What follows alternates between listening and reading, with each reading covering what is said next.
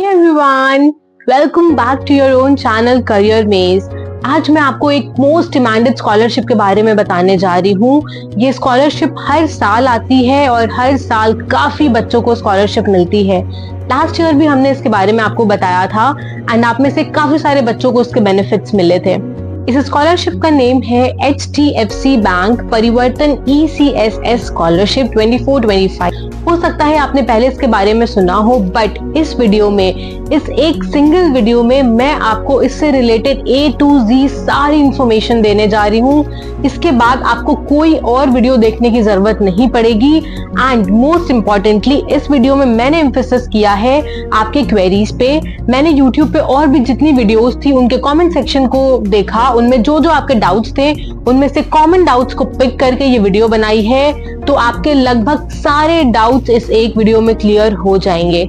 इसके साथ साथ जो मोस्ट कॉमन डाउट आता है आप सबका कि दी ये स्कॉलरशिप फेक है या फिर सही में स्कॉलरशिप अमाउंट मिलता है, तो आप परेशान बिल्कुल भी मत हो। इसके भी मैं आपको प्रूफ्स दूंगी कि स्कॉलरशिप फेक कैसे नहीं है, तो वीडियो के एंड तक जरूर बने रहना। आपके सारे के सारे डाउट्स इस एक वीडियो में आज क्लियर होने वाले हैं। ये स्कॉलरशिप इनिशिएटिव है HDFC बैंक का। आप सब बहुत अच्छे से फेमिलियर हो HDFC बैंक से।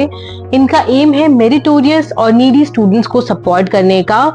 इसमें आपको 75,000 तक का स्कॉलरशिप अमाउंट मिलता है एंड सबसे अच्छी बात यह है कि आप किसी भी क्लास में कोई भी कोर्स परस्यू कर रहे हो, आप इस स्कॉलरशिप के लिए एलिजिबल होगे। ये स्कॉलरशिप ओपन फॉर ऑल है। बात करते हैं इसकी एलिजिबिलिटी की, मतलब कि कौन कौन से बच्चे स्कॉलरशिप में अप्लाई करने के लिए एलिजिबल होंगे।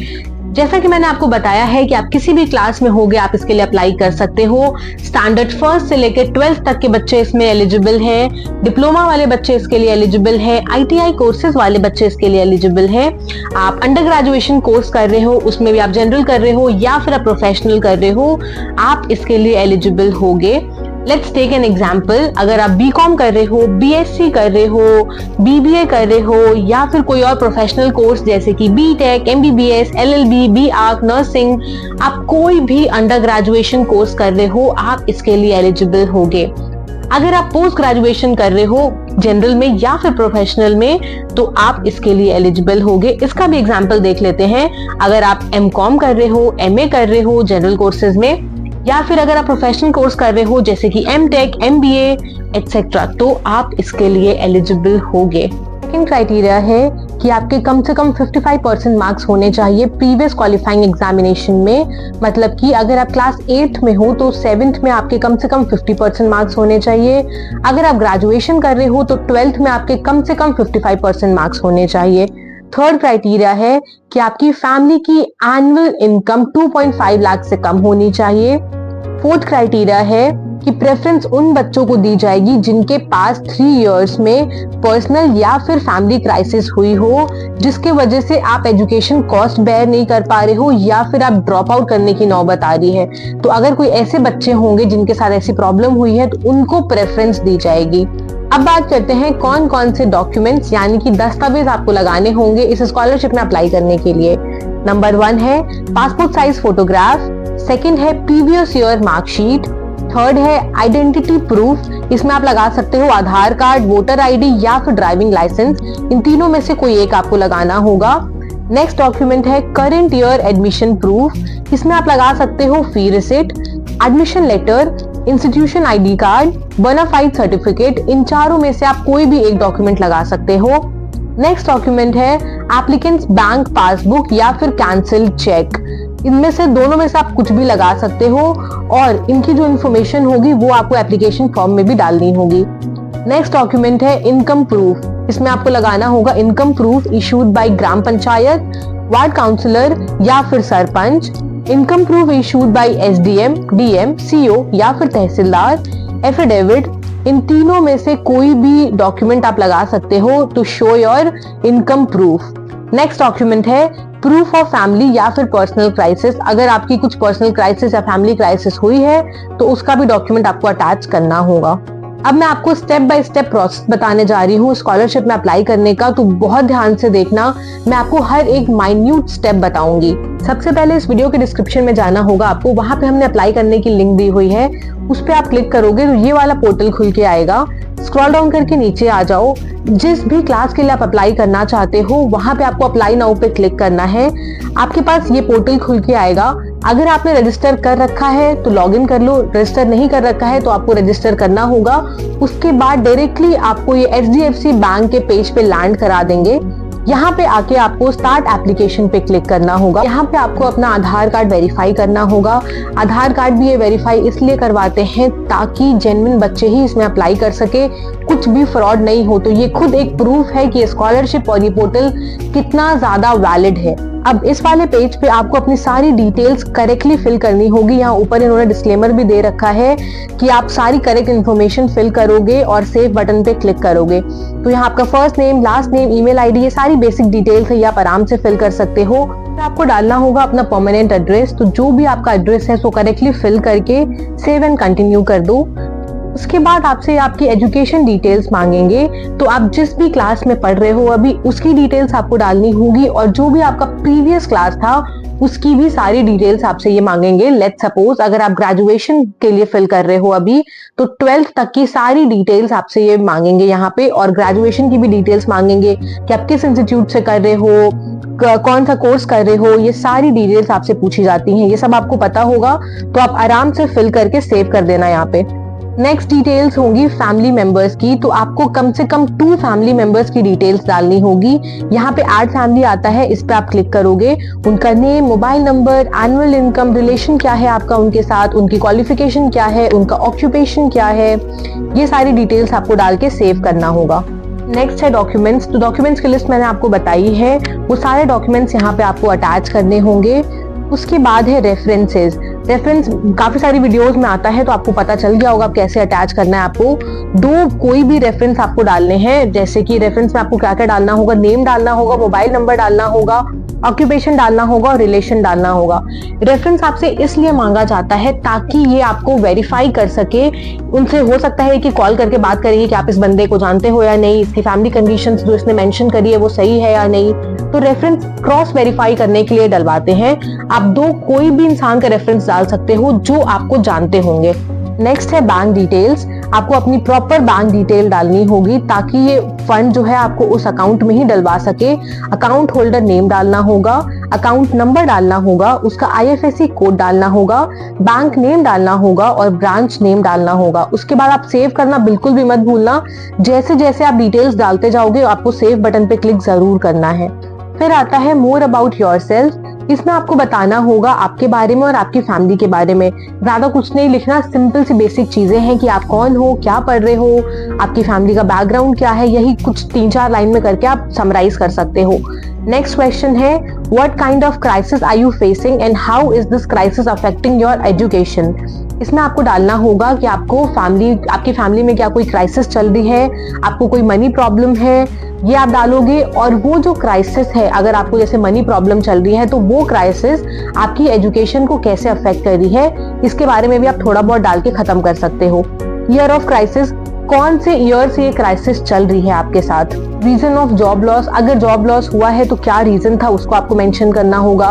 Is any of your family member suffering from medical illness, disability, if yes please elaborate. Question 5 में आपको डालना है कि अगर आपके फैमिली मेंबर में से कोई भी ऐसा है जिसको मेडिकल इलनेस है, मतलब मेडिकल प्रॉब्लम चल रही है, या फिर डिसेबल है। डिसेबल मतलब कुछ हैंड में प्रॉब्लम है, उनके लेग्स में प्रॉब्लम है, ईयर, आईज, इन सब में अगर कोई भी प्रॉब्लम है तो आप वो मेंशन कर सकते हो।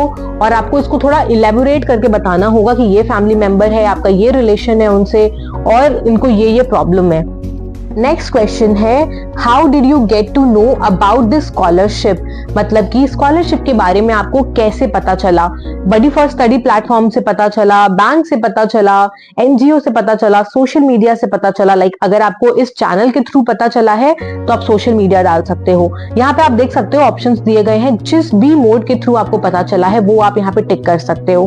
नेक्स्ट क्वेश्चन है कि क्या आपको किसी गवर्नमेंट और प्राइवेट स्कॉलरशिप से भी सपोर्ट मिल रहा है? तो आप में से बहुतों के क्वेश्चंस आते हैं कि अगर मैंने प्रीवियस किसी स्कॉलरशिप में अप्लाई कर रखा है तो क्या मैं इसमें अप्लाई करूं? तो यहाँ पे इन्होंने देखो क्लैरिटी ले ली है कि अगर आपको और कहीं से भी फंड मिल रहा है, आपको कहीं से भी स्कॉलरशिप मिल रही है, तो आप यहाँ पे मेंशन कर देना कि मुझे गवर्नमेंट या फिर ये वाली प्राइवेट स्कॉलरशिप मिल रही है और ये अमाउंट मुझे ईयरली या मंथली बेसिस पे मिल रहा है।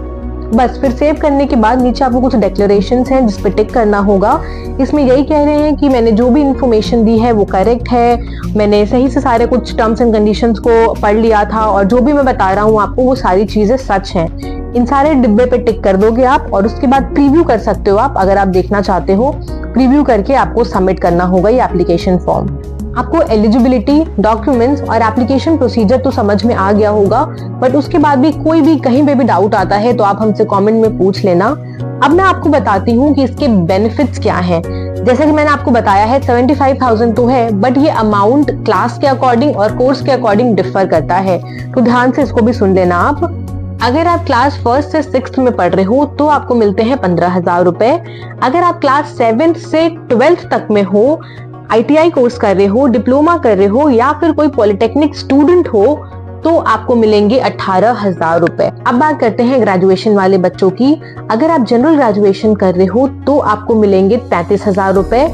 अगर आप प्रोफेशनल ग्रेजुएशन कर रहे हो तो आपको मिलेंगे 75,000 रुपीज। पोस्ट ग्रेजुएशन वाले बच्चों के लिए भी सेम है। अगर आप जनरल पोस्ट ग्रेजुएशन करते हो तो आपको 35,000 मिलते हैं और अगर आप प्रोफेशनल पोस्ट ग्रेजुएशन कर रहे हो तो आपको मिलेंगे 75,000 एज अ स्कॉलरशिप अमाउंट। तो गाइज, जैसा कि मैंने आपको स्टार्टिंग में ही बोला था कि आगे आने वाली वीडियो में मैं आपको बताने वाली हूँ कि स्कॉलरशिप जेन्युइन कैसे है, ताकि आपका ये जो मोस्ट कॉमन डाउट है ये क्लियर हो जाए। आप देख सकते हो ये स्कॉलरशिप हर साल लॉन्च की जाती है और हर साल काफी सारे बच्चों को मिलती है। मैं आपको बताती हूँ 1920 में ये स्कॉलरशिप लॉन्च की थी और 1198 स्टूडेंट्स को ये स्कॉलरशिप दी गई। अब स्टूडेंट्स के यहाँ पे पिक्चर्स भी लगा रखी है इन्होंने, वो आप देख सकते हो। फिर आता है हमारा 21-22 ईयर, इसमें भी अराउंड 3097 स्टूडेंट्स को ये स्कॉलरशिप दी गई। इनकी भी यहाँ पे पिक्चर्स इन्होंने लगा रखी है जिन जिन बच्चों को ये स्कॉलरशिप मिली है। फिर आता है हमारा ईयर 22-23, इसमें भी काफी सारे बच्चों को मिली है। 4,292 students got this scholarship in this particular year. Next year is 23-24 जो current year था हमारा, उसमें you won't believe around 7,684 students got this scholarship amount. यहाँ पे एक चीज देखना आप कि number of students getting this scholarship is increasing per year. Her year के साथ number of students rapidly grow कर रहे हैं। 19-20 में सिर्फ 1000 थे और 23-24 में तो 7,600 अराउंड हो गए हैं और इस साल हम उम्मीद कर रहे हैं कि और ज्यादा बच्चों को स्कॉलरशिप मिलेगी। तो जितना ज्यादा हो सके आप इस वीडियो को शेयर करो और अपने फ्रेंड्स, अपने रिलेटिव सबको शेयर करो ताकि ये स्कॉलरशिप ज्यादा से ज्यादा बच्चों को मिले। नेक्स्ट पॉइंट मैं आपको बता दूं कि जितनी भी डिटेल्स मैं आपको बता रही हूँ वो HDFC बैंक के ऑफिशियल वेबसाइट से बता रही हूँ।